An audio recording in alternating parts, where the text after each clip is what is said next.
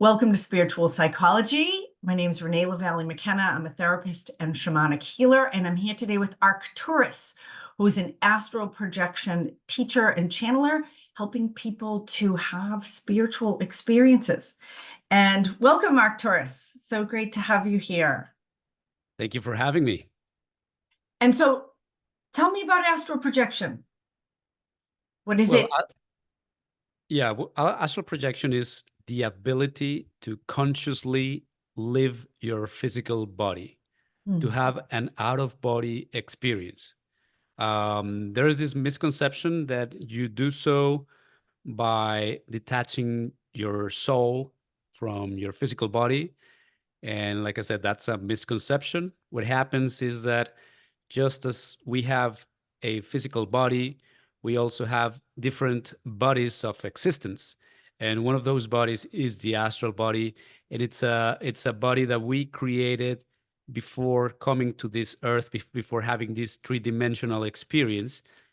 And the astral body belongs to the fifth dimension.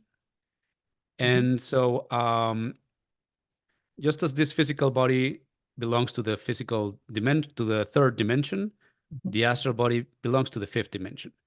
And every time a person sleeps, every time you go to bed and you sleep, you are already in your astral body. I mean, at some point you leave your physical body in your astral body and you are in the astral world. But most people don't realize this because they start seeing their dream images produced by their subconscious, right? Right.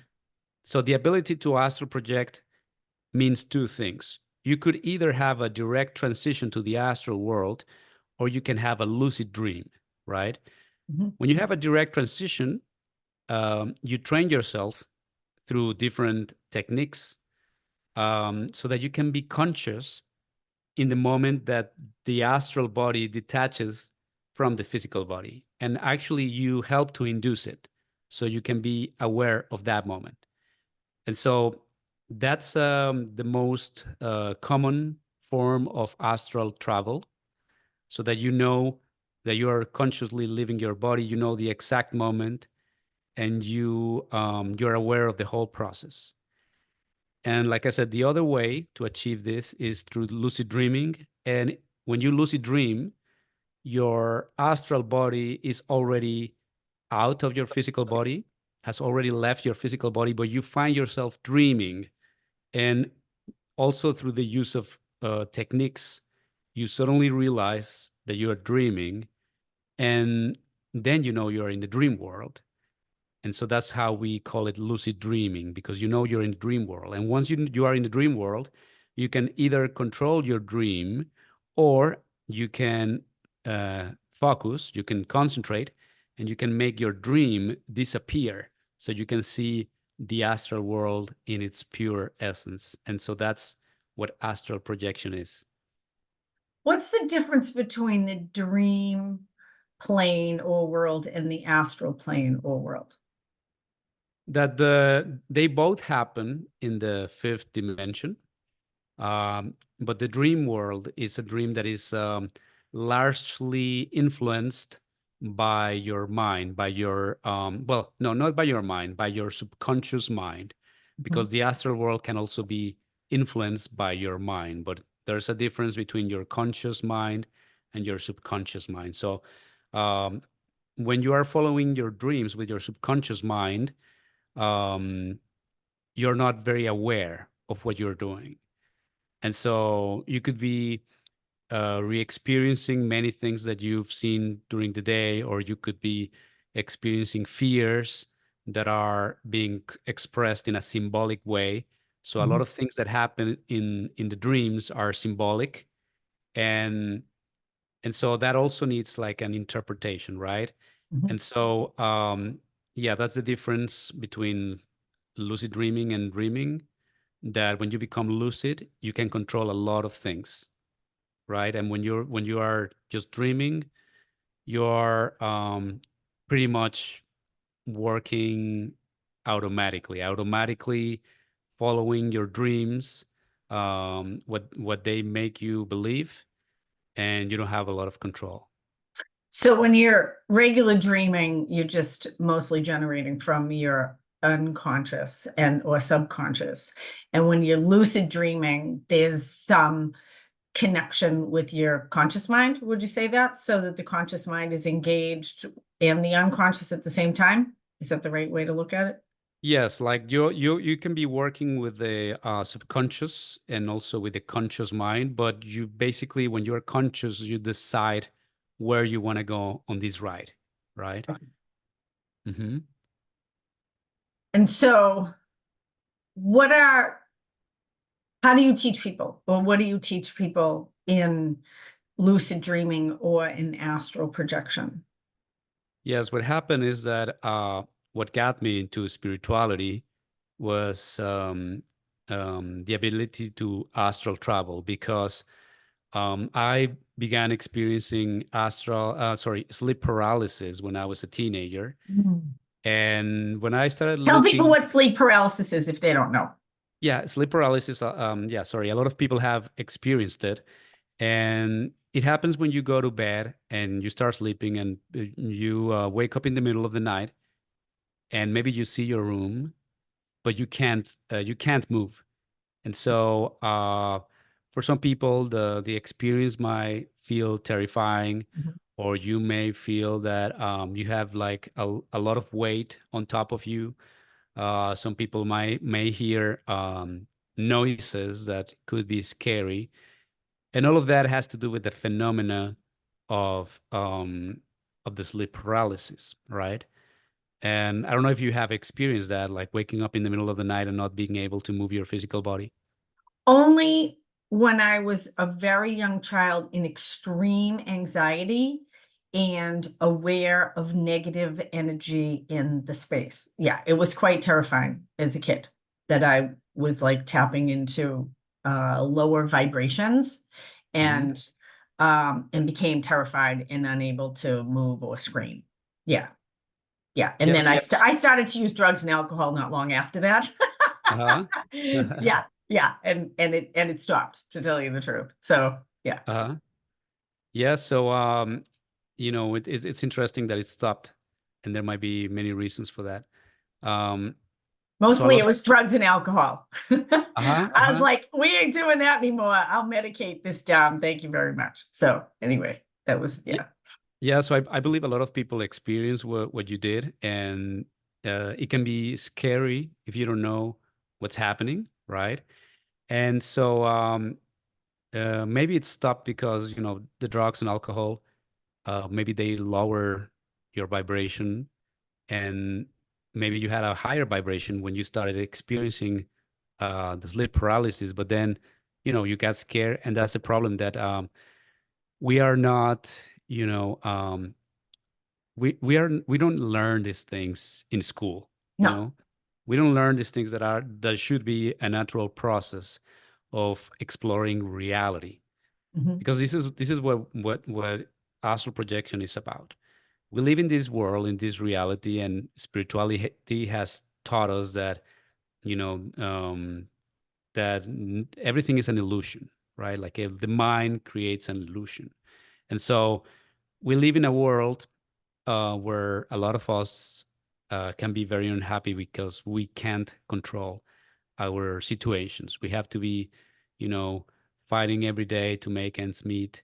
Life is difficult. mhm, But what I learned through astral projection is that life doesn't have to be that difficult, that you can create your own life mhm, when you start discovering the secrets behind reality. mhm, And so yes, going back to the sleep paralysis, it used to happen to me the way you describe it. I would also feel like this kind of like negative entities or sensations. I would think I was getting possessed. And when I started researching about it, it was because a friend of mine suggested that it had to do with astral projection. mhm, And if you think about it, this sleep paralysis normally happens when you're sleeping on your back, when you're laying on your back. And there's a reason for that, because that's the way in which the astral body leaves the physical body the easiest, right? So When you're laying flat on your back? when you sleep on your back. Okay. Yeah. So when a friend of mine suggested that this sleep paralysis was connected to astral projection, I had heard the term, I like very vaguely, that you could consciously leave your body and explore other worlds. That's what I knew about astral projection, but I never really read much about it. And so when I associated the sleep paralysis with astral projection, that's when I began researching about it. And I found an occult society over the internet. And that occult society, they taught me techniques to be able to astral project at will. So I learned a technique, and the moment I tried it for the very first time, I was luckily able to astral project. And so the very few times at the beginning when I astral projected, I was a bit scary at the beginning because there was so much I didn't know about. And the more I started to learn, then I started to realize that sleep paralysis occurred, like it occurred to me at sometimes when I was in the process of astral projecting. And so I realized it was like a phase that happens in the middle, like your astral body has to disconnect from your physical body in order to leave the physical body. So when that disconnection happens, that's when you experience the physical sensation of sleep paralysis. However, if you continue with the process, if you know the techniques, then what happens is that your awareness is transferred to your astral body, and so then you can move your astral body, which can be a copy of this physical body, but like in a subtle, ghostly way. So it's like a ghostly body that you have, but you can also move it like this physical body, but you can also fly, and you can go through walls, you can go through solid objects, etc. So as I began to explore the astral world and I began to learn more about it, then I realized that, the phenomena that you experience in sleep paralysis sometimes when you feel like a heavy weight on top of you, or like this sensation of negative entities, or these sounds that can be scary, they are normally phenomena that has to do with the detachment of the astral body from the physical body, because the astral body can change shapes and can like become big and can shrink. So sometimes it starts doing that when it's separating from the physical body. So also the sounds that might be scary are also the result of this detachment. So sometimes our logic mind tries to associate that with something, and sometimes we associate it with negative entities or ghosts trying to attack us or whatever. But it's not really what's happening. It's just like part of the detachment phenomena, right? And it's not experienced every time. It just happens sometimes that you might feel a little bit stuck, and that's when you may feel the sleep paralysis. But once you do the techniques and once you learn how to use the astral projection techniques, then you don't experience a lot of sleep paralysis, and everything can be really smooth. The process can be really smooth. So I'm curious from your paradigm to describe the different bodies. So there's the physical body, there's the astral body. Maybe you could talk a little bit about your understanding about what the astral body is, and what are the other energy bodies or non-physical bodies we have. We may not go deeply into them, but just so that people have a sense of what that is. Yeah, so basically, I don't know, maybe you have heard that we are multi-dimensional beings. And so this is what it means, is that existence is not limited to three-dimensional physicality, right? Um, we have been created long time ago, um, and we have been in a process where basically we started our journey in higher worlds, in higher dimensions. And we've been becoming more solid, becoming denser to experience a more material existence. And all of that happens just with the purpose of knowing each other, knowing the universe. You can see yourself as, let's say, a cell that is part of a huge Right. organism. Right. And so this is part of that, the way that organism is knowing itself. So in terms of the physical bodies, they are the vehicles in which the consciousness of that huge organism understands the different realities, the different dimensions, right? Because every dimension has something to learn, Mhm. where we can learn. So so above this physical body, like this physical body, this three-dimensional body, um, is in the third dimension, right? And Mhm. then there's the fourth dimension, and the fourth dimension is a physical dimension, very similar to this dimension, but has less laws. And we can refer to the fourth dimension as the paradise of Eden on Earth, from where humanity was expelled according to the Bible. You know, the Bible talks about this paradise on Earth where Adam and Eve used to roam. You can see that as the fourth dimension. It's a place that exists. It's a higher dimension, but it's very physical, and but there are less laws. And the less laws there Mm. are, the less the suffering. So the more laws there are, the greater the suffering, right? So it's interesting. There's so many different paradigms to hold these things. And like you said, we aren't taught it in school, so it depends on who you're learning from. But so I practice using the shamanic paradigm of traveling to the upper world and the lower world, and the middle world from probably a fourth dimensional standpoint. I've often referred to that as the astral and the upper world and the lower world in the shamanic paradigm as the Budaic or celestial realms. And they're available to all of us. So I think that that's maybe the realm where I'm bringing people from the way that you're talking about it. So they're clear places that understand the unified consciousness of all things that happen there. There's no suffering in those places. It's a place to be able to connect with the elemental wisdom of nature spirits and to be able to connect with celestial wisdom for our own learning and healing and benefit. Does that feel true to you? Yeah, absolutely. Yeah, Okay.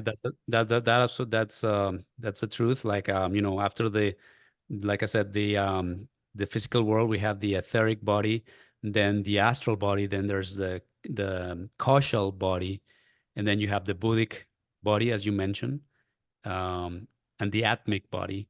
But this may change according to different beliefs. So it's interesting because when I have people, so my understanding of astral, and again, these words aren't clearly defined because they're still we're just exploring them, right? So people may use them in different ways. Yes. But my experience of what I call the astral plane is the non-physical or metaphysical aspect of the physical plane.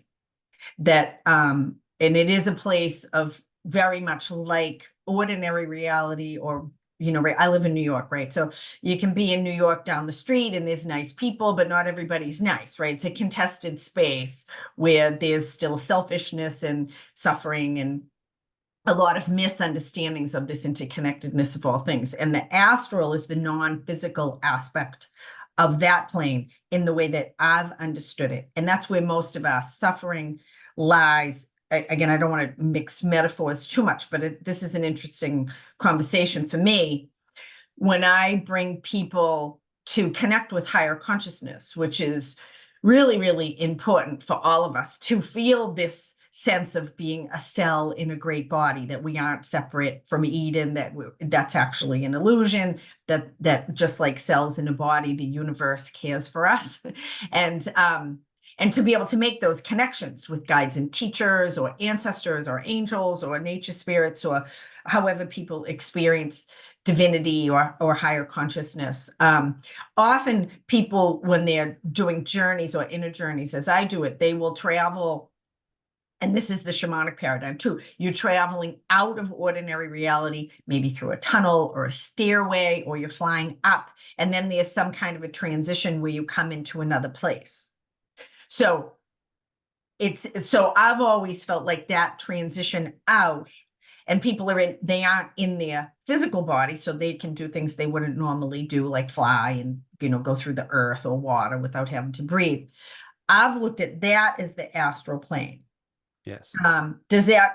Is that in agreement with what you're saying, or would you name that plane differently? No, that sounds like the astral plane. Okay. Actually, I have a friend who also does a shamanic journey, and he's gotten me into it. And sometimes I don't see the difference between astral projection and shamanic journey. Maybe there's no difference, right? That's interesting. I love this, because in this exploration that was, of course, forbidden by the church for thousands of years, right? So we're really just rediscovering these extra sensory abilities and consciousness, the expansiveness of consciousness now in this really open way. So you had mentioned that so there's the fourth dimension, there's the third dimension of physical reality, there's the fourth dimension, and what do you call the fourth dimension? They normally call it the fourth dimension, or they can call it the dimension of time, because that's when time is first created. It's one of the laws. That's when the law of time starts to apply, right? Okay. Even though in our third dimensional world, time behaves differently. There's like a delay in time. In the fourth dimension, you can travel through time, and that would be like the diagonal. That would be like absolutely. I mean, that's my work. We're always moving time. There is no time in the fourth dimension, in that we go back and do soul retrievals with people's child selves or past life self, or you can't even go forward into people's most, what I call the golden shadow, which is like projecting into like your best life, the end of yourself. So moving, there is no time in that fourth dimensional place. And so the fifth dimension, does the astral plane relate to these dimensions, or is that a different terminology? Yeah, I would say the work that you're describing is more like is like happening, I believe, in the fifth dimension, because Okay. in the fifth dimension there is no time. Like the Okay. time does not exist in the fifth dimension. So that's why you can also go in the past and in the future at will, because time does not really exist. So past, future, present are happening at the All very at the same same time. Yes. Yeah, the Yep. difference is that the fourth dimension is it's like a mystery, because in order to access the fourth dimension, you need to do so with this three-dimensional body, right? Like there's no vehicle to explore the fourth dimension except for the etheric body. And the etheric body is what people call the aura, that energetic body, which actually gives that it's an energy body that actually gives you life. If you don't have that energy body, you're dead, right? So we all have that etheric body, and that etheric body belongs to the fourth dimension. But at some point, this three-dimensional body used to belong to the fourth dimension, and so that's why we can sense some things from the fourth dimension with that etheric body that we have there. But the right way to explore the fourth dimension would be to bring the physical body to the fourth dimension. And so that's like a more complex process, because it's more difficult than astral projection even though it's a dimension higher, it's the fifth dimension, it's easier because you have an astral body waiting for you to go to the astral dimension. But to go to the fourth dimension, you need to bring this body to the fourth dimension. And so that can only take place through very with some techniques. And I've done it a few times, but it's very difficult. It's very difficult because it requires to raise your vibration a lot. This is really interesting. So I've been doing this work for 25 years. Yes. And I always have a doorway open into this other dimension, which is here. It's very much of like, I'm aware of the energy. I don't always tune into it. I have a lot of energetic protection, but that's the realm that when people come to me with their suffering, that's really the realm I feel like we're working in some ways is this fourth dimension. Maybe. This is fascinating for me. So I'm wondering, like I have awareness of all these other energies. Like I can feel people's trauma from history. I can see energetic attachments that people have. I work a lot with negative energy extraction, which are really, from a psychology standpoint, those are seen as defensive structures. Really, there are unresolved emotional issues in our defensive structures that we're interacting. They can also be seen as like germs, like in the body or infections and things that we have. Yes. And I'm very, very aware. That's my realm. I used to be a house cleaner, and now I'm like an energy cleaner. Oh, wow. For people. So am I that awareness that I always kind of have, like I have it right now, like I can feel it. I tend to feel it more on this side. Awareness of the energetic configurations that's here. Like I have a very clear space, right? And I do clearing work before I do any of this work in this space. What is that? What am I tuning into? Do you have a sense of that? Yeah, I think those skills are tuning into the fifth dimension. Okay. And you can also sense the etheric body in the fourth dimension, right? But like these skills, I believe they belong to the astral body, right?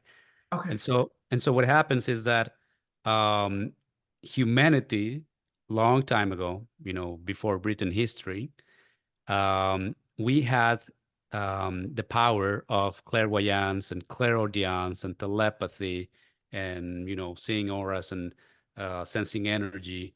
All of those psychic skills, we had them because they come from the higher chakras, the energy centers that we have. And well, of course, in this world, the medical world or scientists will not recognize this, but these chakras, this energy vortex, these energy centers, they can be seen in the fifth dimension, right? So what happened is that at some point in our evolution in this planet, we lowered our vibration. And by doing that, we lost the ability of using the higher chakras. And so now humanity can only use the lower chakras currently. And so by losing the ability of the higher chakras, our frequency lower, like I said. And so we lost the perception that we had from those chakras, because in order to use those chakras, you need to raise your vibration. And so because of different events that happened before written history, humanity lost that connection with those chakras. And so we can see it as the fall from paradise. When Adam and Eve were expelled from paradise, that pretty much means that we started to live in a more dense world, a more material world, which is the world we live in nowadays. And that's why we are talking now about the ascension. A lot of people are talking about ascension and, going back to our roots. And I think those have to do with energies that are being reactivated in the planet, cosmic energies that are helping us to raise our vibration. And when we raise our vibration, we can reactivate those chakras. And so we can have the abilities that that you have that you can sometimes use, such as clairvoyance or Mhm. healing. All of that are skills that belong to the higher chakras, and there are different degrees that you can use those. Like I also, I have clairvoyance and I have intuition. I have this, but there are different levels, right? Like for me, sometimes clairvoyance are like thoughts, but like very creative thoughts, and then I get confirmations, or some people that are more clairvoyant than me, they tell me the stuff that I already thought about, but some people can see it like very Mhm. clearly, right? So there are different levels, and we can also start raising our different extrasensory perceptions, right? So I'm curious about the second and the first densities, or so there's a Yeah. third dimension. What's the second and the first dimension? That would be like bidimensionality and monodimensionality, which would be like the perception that animals have, and the perception that minerals have or plants have, right? So basically, they don't see like a mineral doesn't see movement, a plant doesn't see movement. An animal can detect movement, but is lacking the ability to make decisions that are not instinctual, right? So that's part of the three-dimensional aspect, and we have that, but we are lacking, let's say, the quantum ability. We Right. humanity needs to develop the ability to do quantum leaps to which probably would mean to move through time and space, right? That would be like maybe a way in which our brain would become fourth dimensional. Well, that's the direction we're going, right? And it's interesting because this kind of aligns with the densities in the law of one. I don't know if you're familiar with that, the book of Ra. We won't, Hmm. that's a whole other distraction. But so it's interesting that the way that I have understood it is that we're in an evolutionary process from first dimension, second dimension, and my understanding was that the third dimension is the story of Adam and Eve, that as we became three-dimensional and developed consciousness, that we were separated or had the perspective of being separated from Eden, because, or the unified field of connection, but that's a misperception. This is the way that I've understood it. And that there's a misperception because we have these physical bodies that move around separately, and the way that our consciousness is, we feel like we're separate and it seems like everything is separate. But that's actually an illusion, that we are actually a part of, I'm breathing air and water moves through me and all different, like we're really our part, like you said, cells in a body.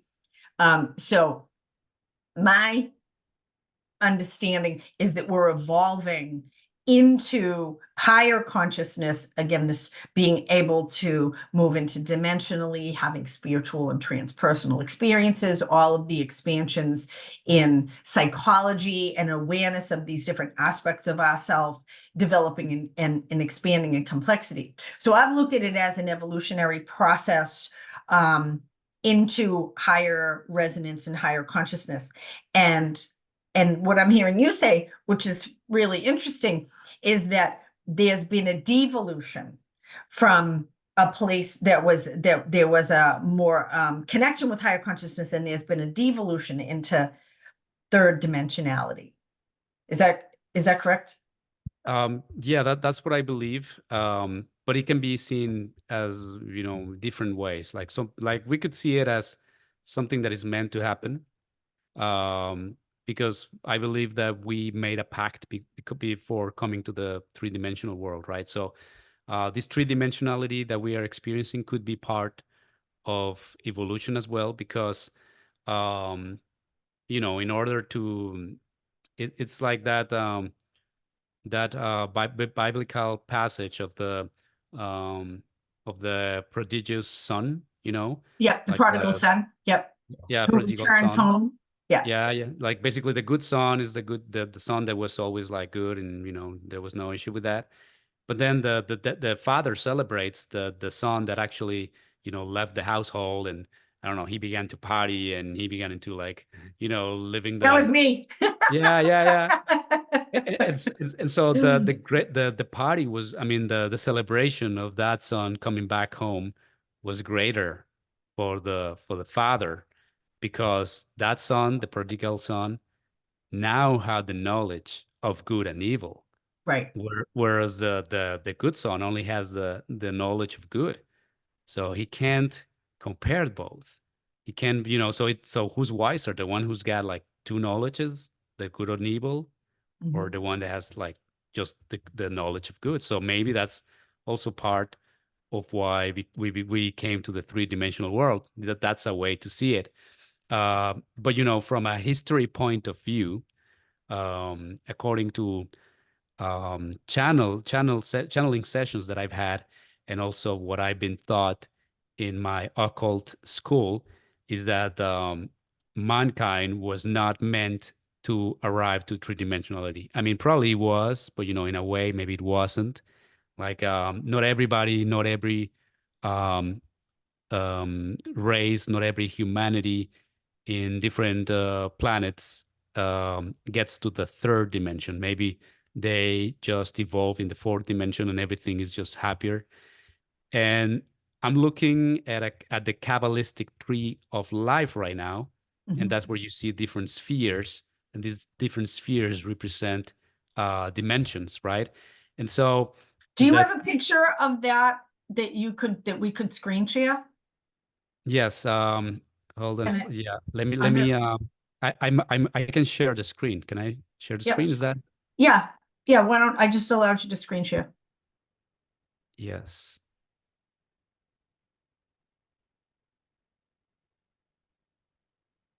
Okay, so I don't want to make it too complicated, but you can see the tree of life here. So this And is, just tell people what this is if they're unfamiliar with Kabbalah. this is the Kabbalistic tree of life. And so basically, this tree represents the different dimensions. And so many religions talk about this tree of life, right? Like the Nordics, they also had their tree of life, which was called Yggdrasil or something like that. Yggdrasil. Yeah. Yeah. I'm a tree of life person. So Yeah. yeah. Yeah, Yeah. so that appears in different religions, and basically, this tree of life represents you as an individual and you as a cell of part of that collective being, right? And Right. so, It's and kind of so, like the idea that each of our cells holds the DNA for our whole body. yes. Yeah. Mhm. So the different spheres that you see here are called the sephiroths, and so the sephiroths, they represent aspects of creation, and so. Um, for you could also see this as the different worlds and dimensions, right? So Really? yes, Okay. Oh, that's fascinating. yes. So for instance, here at the lowest one, we have the kingdom, also called Malkuth, right? Mhm. So this is the three-dimensional world, right? And as you can see above, we have Yesod. Yesod is the fourth dimension, right? Okay. And then you have the the astral world, which is Netzach, Okay. and Hod, which is the mental world. And the mental world and the astral world are happening in the in the fifth dimension. So we can say that this area here, this middle, is the fifth dimension, right? Is that the, and this is a whole other conversation, but it strikes me as that has to do with the laws of manifestation. Yes, exactly. Okay. Exactly. So it's it's very complicated to talk about these three. It's like It is. you, Keep you going have though. to This is great. I love this. students of Kabbalah, they study this in like philosophical and spiritual gatherings, and Mhm. also You can study yourself just by looking at it and focusing on it and meditating on it, and you start getting answers. And it's like it explains creation. It explains creation, right? And so, just in short, you can see here at the top is the crown Kether, and that would be the rule of one, as you were saying, like going back to oneness. So this is the crown. This is the Kether. This is where we want to be. This is where we want to go back, right? This is the direction that it seems like all is going back into. Is in ancient Hinduism, they talk about God breathing out, and that made creation, and then at some point God will breathe back in to itself, and that everything is from the one. Yeah. Exactly. So this at crown Kether, that would be like that God breathing creation. And so this is all the way that the creation is organized. And now we are here, and we want to go back here. But if you see the thing about this, when you compare Malkut to Yesod, this looks like a fallen Sephiroth, because Yesod is receiving, the power of the astral world and the mental world. And so you could see this as the father, the mother, the son. And then what about this guy here? So it's like it fell from here. Like originally this was here. So the three-dimensional world is just like it's a falling Sephiroth, right? And it's right at the end of evolution. If you can actually fall further from the three-dimensional world. Yes. And if you fall further from the three-dimensional world, then you would call that devolution, right? Devolution. Instead of evolving, you start devolving. You start going the other way. Is that the hell realms? Yes. So that's also possible, but you would have to like lower your vibration like too much. I guess Hitler is there for sure. Anyways. No, so, that's an interesting. Yeah, no, we don't want to talk too much about that because we don't want to talk too much about that. But it is, it has become unpopular that there is intentional negativity in the universe, and that there are, and the idea. I mean, we call them hell realms because we don't have any other. And God doesn't like smite people to go there. It has to do with selfishness and less connection. And yeah, but that it has become revealed to me, really, because I grew up thinking, that's a bunch of bullshit, and then it's like, oh, wait, I come across stuff that is coming, kind of like in Lord of the Rings, like, ooh, there's stuff from lower places that you really don't want to mess with. Anyway, from Mordor, below Mordor, actually, right? So anyway, that's so, this is a fabulous conversation. I'm so excited. So what's the next question about? So let's talk more about the practicality of astral travel and your experiences with it. How is it beneficial for people, and blah. Yeah, so basically, I'm gonna tie that with what we were talking about dimensions. Basically, our awareness, it's spread in all of those dimensions, all of that Kabbalistic tree of life, right? Or in different percentages. I would say most of our awareness as individuals right now is in the three-dimensional world, in this physical world, right? When you dream, you realize there's some awareness because you're dreaming, right? And even if you don't know you're dreaming, you dream. So part of your awareness is in the dream world too, but you don't have a lot of percentage of awareness there, right? And then you also have part of your awareness in hell. Like part of you exists in hell, like part of your awareness. But luckily, that awareness is like so low that you don't get to like really experience. And maybe when you're having a bad time, you're aware, you're feeling some of that part of the awareness that is in hell, let's say, right? So what we want is to become aware of the higher dimensions, for this percentage of awareness to start living in the higher worlds, right? So through astral projecting, you start becoming more aware of the higher worlds. You start becoming more familiar with it. You start connecting to spirituality because you get the assistance from masters and from energies from the astral world that recognize, and they say, this guy, this woman, um, he's open, he or she is open to this other reality. His mind is expanding. Mhm. So let's assist that person so that he can continue exploring this new dimension. And so over time, your awareness can shift from this three-dimensional world to a superior world.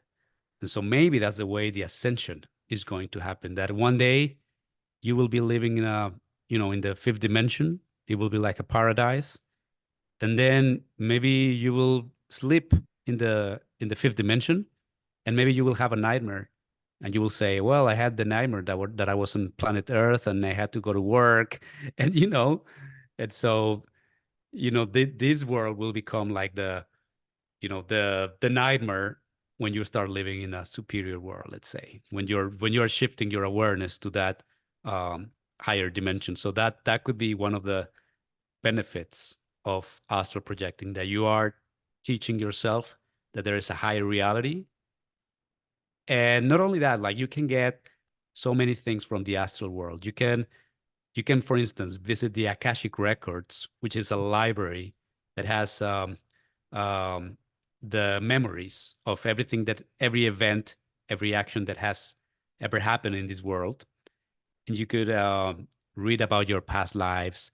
Not read your past, not only read about them, like, you could actually immerse yourself in your past lives or your future lives, or you can see the, let's say, the dinosaurs. You can see every event that has happened on Earth.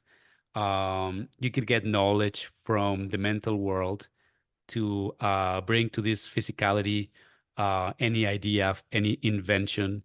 I believe geniuses such as Tesla, Nikola Tesla, or Einstein, or Newton, they were, or Steve Jobs, they were getting information from the astral world, and they were crystallizing that into our physical world. So there are so many benefits from astral projecting, and also it's super fun. It's incredibly fun, to be honest.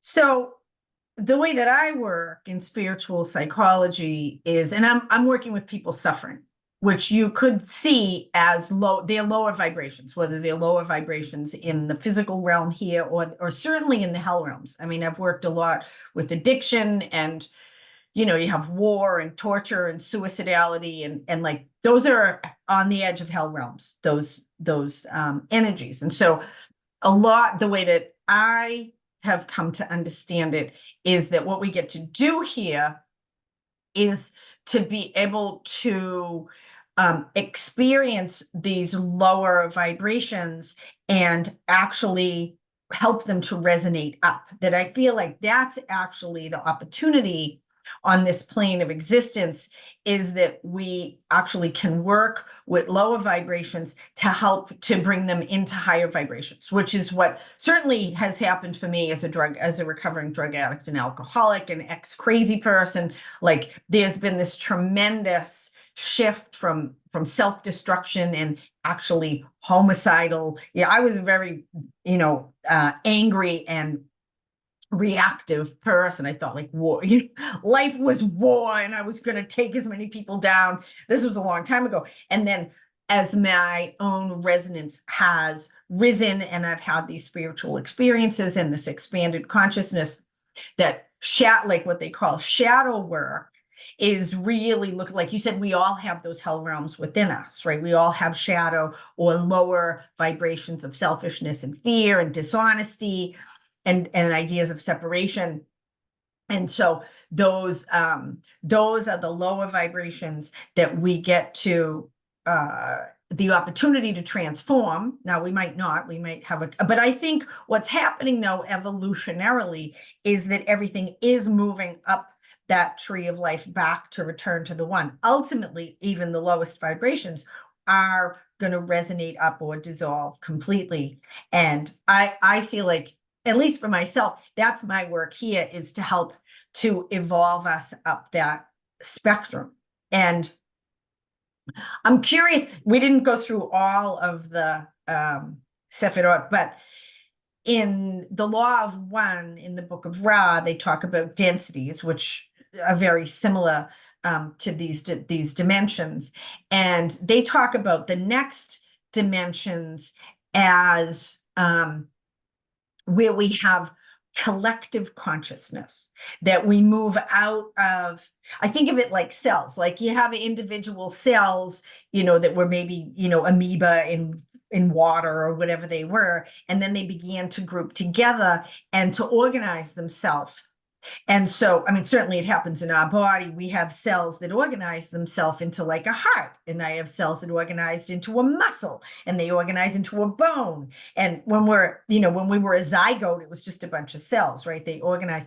And it seems like from a consciousness perspective, when I heard that as like the next development of ourself as a species or in a consciousness plane, that the next development for us would be to maybe have, I forget what they call them, it's collective, it's consciousness collectives, where 20 or 50 or 200 different consciousnesses all gather together once we leave our bodies.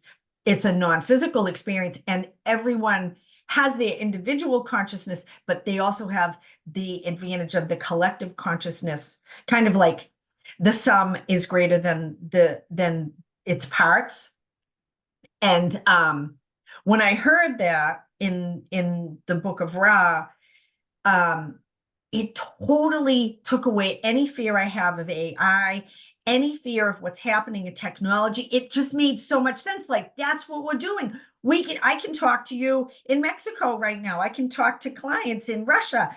We have this ability already to connect with each other in right now, in present time, and have this rudimentary kind of sandbox collective consciousness that seems to be growing. And it feels like, I was like, oh, we're going in the right direction, if that's the direction we're going. So I'm curious what you think about that perspective. Yeah, basically, we're talking about oneness and duality. I think we came to these worlds to learn about duality, and we're doing that. And so, like when there's oneness, you understand that there's no suffering, there's no hell, there are no bad people. It's just There's oneness. no death. There's no death, exactly. But it all it all depends on levels of consciousness, right? And so right now we're exploring this. We're milking this duality as much as we can, so we can learn from that. And so I believe that what's happening now with the cosmic alignment and what we call ascension is that basically these cosmic energies, this collective, already said, you know what, humanity has been living under this duality for so long, because this goes way beyond written history, and it's time for everybody to go back to the source. And even if, when you study religions, they're the avatars like Jesus or Krishna or Buddha. Mhm. They came to help us realize the oneness, to realize like, okay, everything is just an illusion. We can go back by raising our vibration and by eliminating the psychological aggregates that we might call the sins or the demons that we have, that darkness that we have. In reality, those are called psychological aggregates. I think that's a very good way of, Buddhism calls them like that, because you create them with the mind. They are not part of you. You Right. you you create them with the mind, and they they have some energy because you give them energy. But once you start processing everything that has happened in your life, maybe the problems with addictions, or everything has a cost. Like maybe we have like, well, no, it's not my case, but sometimes we have like parents that treat us bad, and so we start thinking like, oh, we are not worth it, or we can interpret it in many ways, and we create wounds, and all of that creates suffering. And so that's like the hell that we create in ourselves, because in our society we don't really have like a school that teaches us how to deal with it. Only some religions do. I mean, all of the religions do, but religions have also been corrupted, and so it's hard to learn how to process all of these events in a good way. Like, okay, maybe find the explanation of why certain things happen, why certain abuses happen, and process them in a way where we can get the light out of it, and without having to go through the pain. But unfortunately, that's a process that has been rough for us, and that we have gone through that. And now with all the let's say prophecies about ascension, it's a way in which no matter what level of awareness you reached in this life, no matter how awake you became, we're all going to get some help to get back to the source, to get back to oneness. And I think that has to do with the cosmic events that are, according to friends of mine who are like very strong clairvoyants, who are very awake, already happens. Like the awakening already happened, but it already happened in the higher realms, and we're just waiting for this to happen to us. But it already happened. It's going to happen. The ascension is It's going going to to happen. happen. Right. We're all Yeah. going in the same direction. We don't have to Yes. worry. Yes. As David Hawkins, one of my favorite teachers, says, we are safe even unto death. Yes. And I'll tell you something. We don't know when the actual, like the final ascension is going to happen. Maybe 10 years, 100 years, 1 million years from now. We don't know.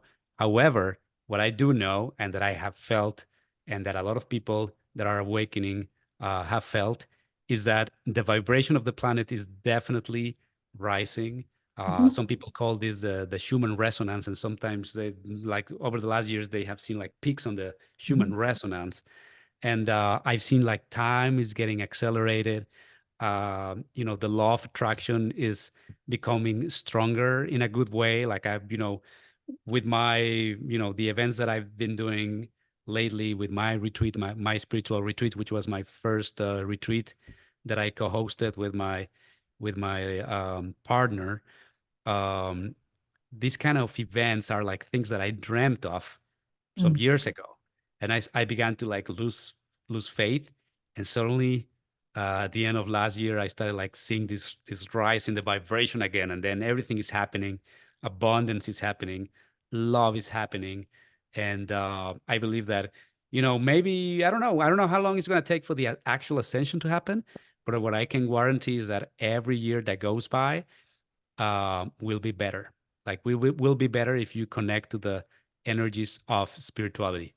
There could be war, there could be like these things that are happening, but if you don't connect with that, you're not going to experience that. You're just going Right. to experience Focus the in ascension. your own resonance and where you are. Yes. Yes. That's Yes. what we do. Yes. Arturo, so great to talk to you. I feel like we could do this again and all day. Yes. So tell people how they can get in touch with you. Everything will be in the show notes as well. But, do you have any offerings for people? Anything you'd like to leave them with? Yes, I think people can reach me on my website, which is www.escapefromthematrix.com. And over there, you can find more about astral projection, how you can astral project. I have an astral travel course that you can take, and you can learn all of these, and that will help you a lot in your life and your spirituality. And I'll also be on my website. You can also subscribe to my mailing list, and you can find out about events such as we just had the first retreat this last 13th, 14th, and 15th of February. So a few days ago, we actually finished the first retreat. And it was just wonderful. We went to Congratulations. an Atlantean temple here in the Mexican jungle, and we activated a portal that created love for mankind. And the moment we activated it, it started raining, and then it rained for like 3 days. And we actually looked at the weather report, and you can see this huge like clouds like coming to Mexico, like clearing everything from bad energies. And so the next retreat that we're going to have is going to be in Spain this year in the summer. So you can find all that information on my website, escapefromthematrix.com. Awesome. Blessings on the work that you're doing in the world. Fabulous to talk to you. And I'd love to continue the conversation again. I think we have more to talk about. Absolutely, Renee. Thank you so much for having me. Okay. Be well.